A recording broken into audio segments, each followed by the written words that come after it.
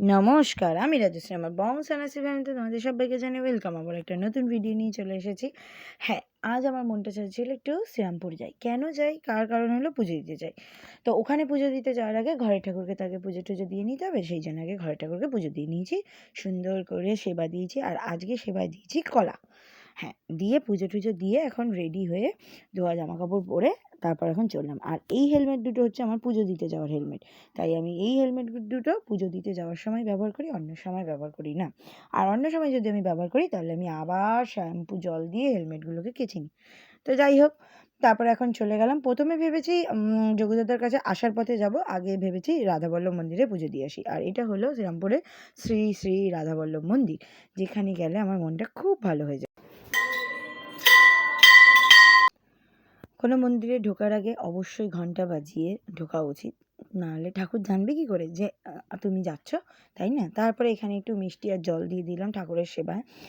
আমাদের রাজবল্লভ থেকে নিয়ে এসেছিলাম কন্যগর, তো সেইখান থেকে এসে তারপর ঠাকুরের কাছে পুজো দিলাম। আজকে এখানে ঠাকুরের মানে কি বলবো, শাড়িটা ক্যামেরায় হয়তো লাল লাগছে, একদমই লাল নয়। ঠাকুরের শাড়ি, রাধারানীর শাড়িটা পুরো দুধে আলতা কালার আর খুব মিষ্টি একটা কালার, যেটা দুজনকেই খুব সুন্দর লাগছিল। আর খুব সুন্দর করে সিঙ্গার করেছিল, যেই কারণে আরও ভালো লাগছিলো। আর আমি এই বছরে মোটমাট 4 বার চলে এলাম রাধাবল্লভ মন্দিরে, কেন জানি না, হয়তো ঠাকুর টেনেছে, সেই কারণেই 4 বার। তারপর ফাইনালি দুজনে পুজো দিয়ে বেরিয়ে পড়লাম। ঠান্ডা লাগছিল, আমি তো সোয়েটার পরে আসিনি। সঞ্জিতা সোয়েটার পরে এসছে, আমার না সকাল হয়ে গেছে, গরম লাগবে, সেই জন্য সোয়েটার পরে আসিনি। এইবার যাচ্ছি আমাদের যোগুদাদার কাছে, যোগুদাদার দর্শন করতে। যোগুদাদার দর্শন পেয়ে না আমি সত্যি নিজেকে অনেক ধন্য মনে করি। এত এত এত কিছু যাচ্ছে 2025, এত কিছু ফেস করেছি 2025-এ আমি। ফার্স্ট ডে থেকে, মানে 1 তারিখ থেকে আমি এত কিছু ফেস করেছি, মানে সে না থাকলে সম্ভবই না। মানে আমি তো সম্ভবই মনে করি না সে না থাকলে। যাই হোক, তো এখন চলে যাচ্ছিলাম যোগুদাদার কাছে দর্শন করতে, পুজো দিতে। যোগুদাদার জন্য মিষ্টি আর জল নিয়ে এসেছিলাম, তো ওই কাকিমাটার কাছে দিয়ে দিলাম। তো সে মানে পুরোহিত যে ছিল সে পুজো করে দিয়েছে সুন্দর করে, আবার তুলসী পাতাও দিয়েছে।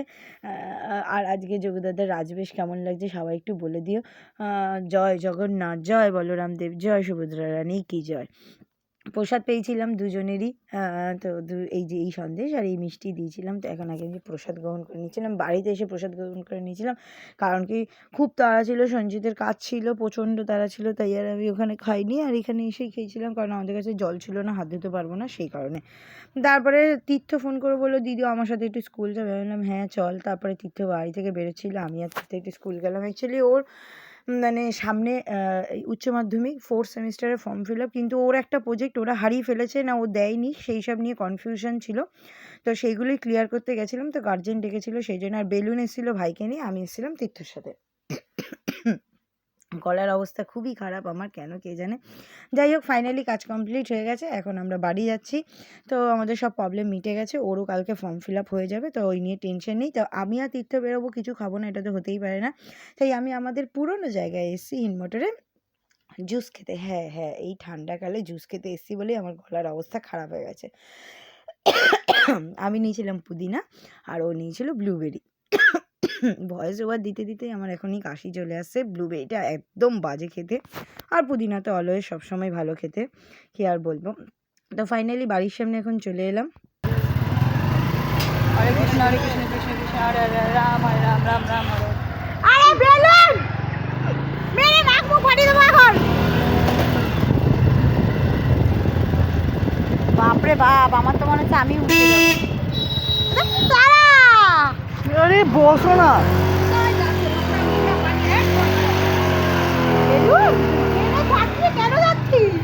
বসেছিল আমার গাড়িতে, আর তুমি কিভাবে বসিস? আমি পুরো ট্যাঙ্কিতে।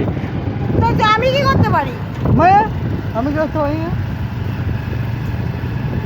টিং টিং টিং টিং। ভাইদের গাড়িতে দিদিদের বসার একটা আলাদাই এক্সপিরিয়েন্স আছে, তাই না বল? কিন্তু আমার সব কটা ভাই এত জোরে জোরে চালাবে, আমার ভাই আর তীর্থ যেই জোরে জোরে চালায়, কিন্তু তীর্থ এখন আমাকে পিছনে বসিয়ে একটু কম জোরে জোরে চালায়। এরকম করিস কেন? বাড়ি খাবো আমি। ধারগুলো দিয়ে যাচ্ছে, ট্রেনের ধার দিয়ে যাচ্ছে। কি করছে, গাড়ি চালাতে পারে না, এই জন্যই পড়ে গেছিল, এই জন্যই বাবা তুলেছিল ওকে, এই কারণেই ও পড়ে গেছিল জানেন, এই কারণে বাবা ওকে তুলেছিল, নাহলে তো পড়েই থাকতো। আচ্ছা, ওর বউ বসার আগে আমি বসে গেছি। হ্যাঁ, ওর গার্লফ্রেন্ডকে, আমার বউ না সরি, গার্লফ্রেন্ডকে বসানোর কথা ছিল, কিন্তু ওর গার্লফ্রেন্ড যদি ভিডিওটা দেখে তাহলে রাগ করিস না প্লিজ, নামটা নিলাম না। যাই হোক, তো আমি আগে বসে গেছি আর আমি আগে ঘুরেও চলেছি, কি মজা। বাড়িতে এসে তো বেলুনের সাথে একটু গাড়ি নিয়ে বেরিয়েছিলাম, দেখতেই পেলাম। তারপরে এসে খেয়ে দিয়ে আমি ঘুমিয়ে পড়েছিলাম। ঘুম থেকে সন্ধ্যে 6টার সময় সমু ফোন করে বলল, চল রেডি হ, তাড়াতাড়ি চল, শ্রীরামপুর সোশ্যালে যাব। আমি বললাম, না আমি যাবো না ঠান্ডার মধ্যে। বলছে চল না, গিয়ে দেখবি। আমি অবশ্য কোনো দিন কোনো সোশ্যালে যাইনি, না প্যারিমোহন কলেজ, না নবগ্রামের লালপাল কলেজে পড়েছি সেখানে গেছি। আর শ্রীরামপুর কলেজে তো আমি কোনো দিন সামনেও যাইনি। আমি কোনো দিন সামনে থেকে শ্রীরামপুর কলেজ কীরকম দেখতে আমি শুধু ছবিতেই দেখেছি, কোনো দিন সামনে যাইনি। যাই হোক, ফাইনালি ও বলল ও নিয়ে যাবে বলেই গেছি, নাহলে আমি যেতাম না। আর টোটো ট্রেনে করে হলে তো আমি যেতামই না। যাই হোক, আবারও শ্রীরামপুর এলাম, সকালবেলাও এসেছিলাম, আবার বিকালবেলা এলাম। এখন কিন্তু সন্ধে নয়, 7:30 বেজে গেছে। এই দেখো এখানে লেখা আছে আমার গর্ব শ্রীরামপুর। সত্যি গর্ব, শ্রীরামপুরের মতন জায়গায় যারা থাকে তাদের জন্য সত্যি গর্ব। সব রকম ফেসিলিটি আছে আমি মনে করি। তারপরে এই পাসগুলো নিয়ে নিচ্ছিল, বেকার পাসগুলো পুরো মাটিতে পড়েছিল। আর এই পাখাগুলো, লাইটিং পাখাগুলো মানে জগতী পূজার প্যান্ডেল থেকে তুলে নিচ্ছে। আর এই হলো শ্রীরামপুর কলেজ। হ্যাঁ, অবশ্যই যারা দেখেছেন তারা জানবেন, কিন্তু আমি আমার চোখে ফার্স্ট টাইম শ্রীরামপুর কলেজকে এত কাছ থেকে দেখলাম, আর প্রথম দেখলাম, আর আমি প্রথম জীবনে সোশ্যাল দেখলাম।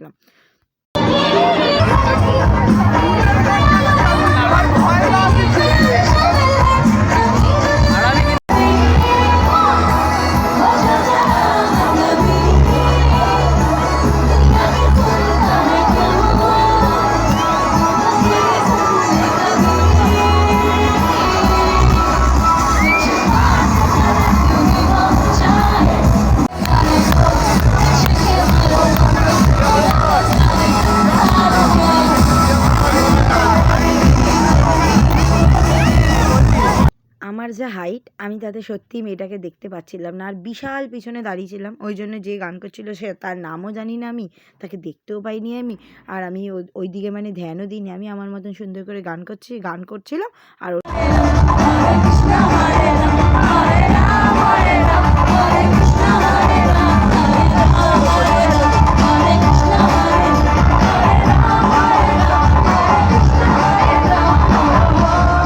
আমরা গেছিলাম হচ্ছে আমি, সমু, শুভম আর রাজা। আমরা সুন্দর করে ওখানে গান গাইছিলাম, নাচ করছিলাম। সবাই সবার মতন ওখানে নাচ করছিল। ও যে গান করছিল তাকে দেখা সবারই পক্ষে সম্ভব না, বিশাল পিছনে, সবাই অনেক অনেক পিছনে দাঁড়িয়েছিল। তাই আমি আর সমু কিছুক্ষণ কাঁধ দুলিয়ে নিলাম, মাথা দুলিয়ে নিলাম, হাত পা দুলিয়ে নিলাম, এইসবই করছিলাম আমরা। আর কি করব। কিন্তু আমার একটা মেয়েকে পছন্দ, সেই মেয়েটা হলো এই যে সবুজ শাড়ি পরা, চুল ছাড়া যে মেয়েটা নাচছে, সেই মেয়েটাকে আমার খুব পছন্দ হয়েছে। মেয়েটা খুব সুন্দর দেখতে। থাকার মেয়েটার দিকে আমি কতক্ষণ তাকিয়েছিলাম আমি নিজেও জানি না। হ্যাঁ, মেয়ে হয়ে একটা মেয়েকে পছন্দ কি হতে পারে না? সব দিক দিয়ে কি খারাপই দেখতে হবে? তো যাই হোক, আমার মেয়েটাকে খুব ভালো লেগেছে, সেই জন্য আমি মেয়েটাকে মন প্রাণ ভরে দেখছিলাম। আর মেয়েটার নাচ, মেয়েটার চলাফেরা, মেয়েটার কথা বলা ভাল লাগছিলো, আমার বেশ ভালো লাগছিলো। হ্যাঁ, আমি এখন প্রতিলিপিতে যে গল্পটা পড়ছি, সেই গল্পটার যে নায়িকাটা ঠিক এই মেয়েটার মতনই চরিত্র। তো সেই জন্য আমার আরও বেসিক্যালি ভালো লেগেছিলো। যাই হোক, ভিডিও ভালো লাগলে শেয়ার করে দেবেন। রাধে রাধে।